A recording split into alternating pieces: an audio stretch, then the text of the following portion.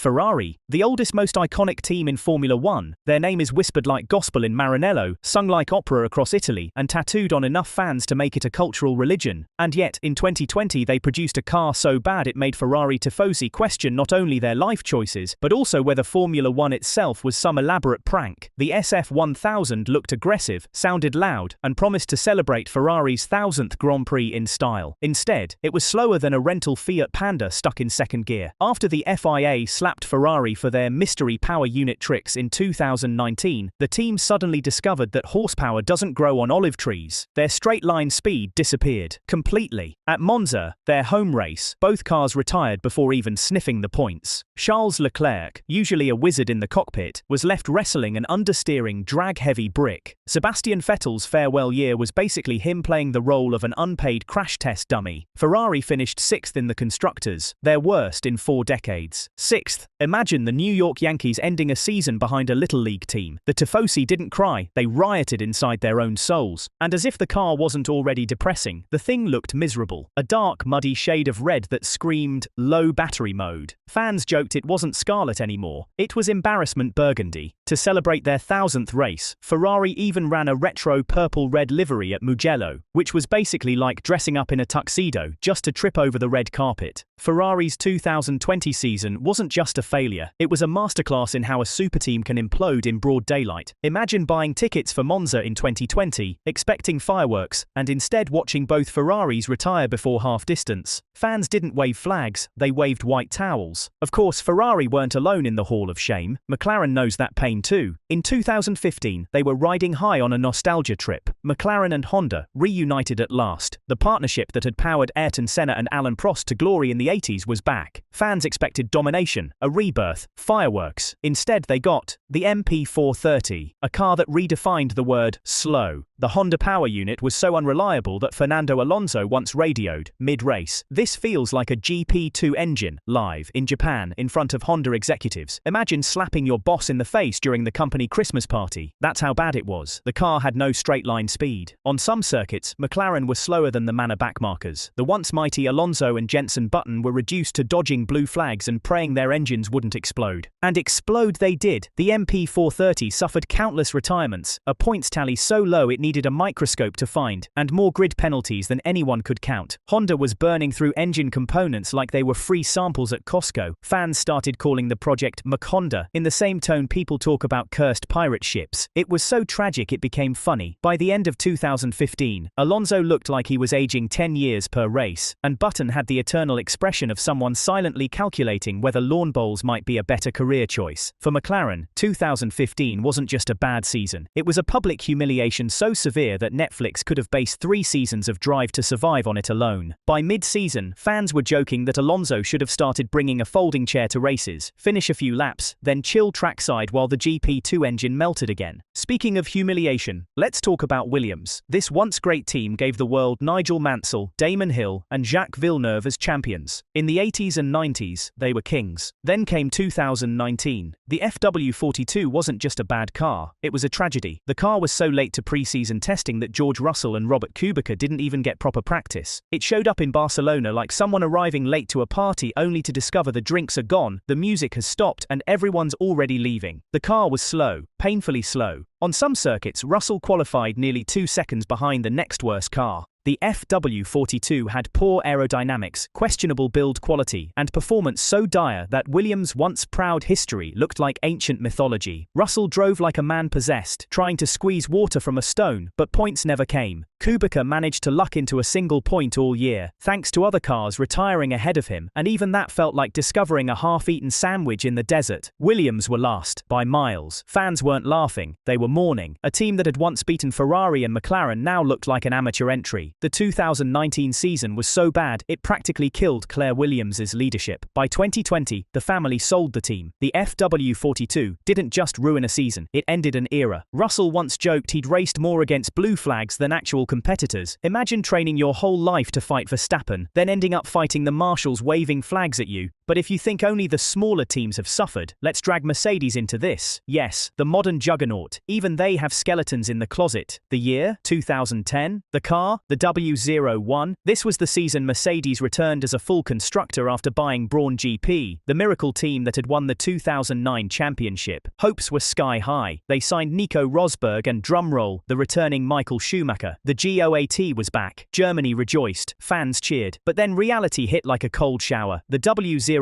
was bad. It lacked downforce, had chronic understeer, and looked outdated compared to the Red Bulls and McLarens at the front. Rosberg salvaged a few podiums, but Schumacher, he looked like a man trapped in someone else's nightmare. Schumacher's comeback was supposed to be legendary. Instead, he was regularly outqualified by Rosberg, finishing the season without a single podium. That's right, the seven-time champ, the man who once dominated Ferrari, couldn't even sniff champagne in 2010. Critics said he'd lost his magic. Others blamed the car. But the truth, the W01 was an unbalanced mess, designed with conservative aero that got obliterated by Adrian Newey's genius Red Bull RB6. Mercedes finished fourth in the constructors, respectable on paper, but nowhere near the hype. For a team that would later dominate with Hamilton, the W01 stands out as their awkward teenage phase. Puberty for Mercedes came with acne, voice cracks, and zero trophies. Mercedes fans today look back at 2010 the same way you look at old high school photos. Embarrassing, a bit painful, but technically part of your history. Now, Red Bull. Today they look unstoppable. Max Verstappen is out there rewriting record books with a car so fast it makes everyone else look like they're driving go-karts on sand. But not every Red Bull season has been sunshine and domination. Travel back to 2005, their first year on the grid. The car, the RB1. To be fair, this was a debut season, but Red Bull had bought out Jaguar Racing and promised to do things differently. The RB1 wasn't a total disaster. It scored points. But compared to the Red Bull dynasty that would follow, this was a clunker. It used a reworked Cosworth engine that was heavy and inefficient. The chassis lacked innovation, and the team often struggled just to get out of Q2. Drivers David Coulthard and Christian Klein worked hard, but the RB1 was more about flashy PR stunts than serious racing. Red Bull hosted parties, signed rookies, and built their reputation as the cool team. On track though, they were midfield at best. Coulthard bagged a lucky podium in Monaco, which felt like winning the lottery, but most weekends were a grind. Reliability was shaky, performance was middling, and the car never threatened the front. Red Bull's worst season wasn't catastrophic like Ferrari 2020 or Williams 2019, but it was forgettable, which in Formula 1 might actually be worse. To be fair, Red Bull in 2005 threw better parties than lap times. The real strategy was vodka Red Bulls on Saturday, hangovers on Sunday. Lotus though, now that's a different story. This legendary name returned in 2010 under the new team's wave, though in truth it was Lotus in name only. The Lotus T127 was underfunded, underdeveloped and underwhelming. It ran a Cosworth engine that might as well have been powered by hamsters. Aerodynamics? Basic. Performance? Near the back. Jarno Trulli and Heikki Kovalainen, both ex-Grand Prix winners, were reduced to fighting Virgins and HRTs at the tail of the grid. Fans wanted the glory days of Lotus, Colin Chapman, Ground Effect, Senna, Andretti. Instead they got survival mode. The T127's highlight was simply finishing races because speed wasn't an option. By mid-season, Lotus were locked in a hopeless battle to not be last. Their best result, a 12th place finish. That was celebrated like a podium. It was F1's equivalent of participation trophies, and yet, fans loved them, not because of performance, but because they carried the Lotus name and tried against impossible odds. Still, historically, it was a horrendous season. Their highlight reel from 2010 could fit into a TikTok, and not even a long one, just one of those 15-second clips that ends with "thanks for watching." Honda, of course, takes worst season to Olympic levels. The 2008 RA108 was supposed to save them after a rough 2007.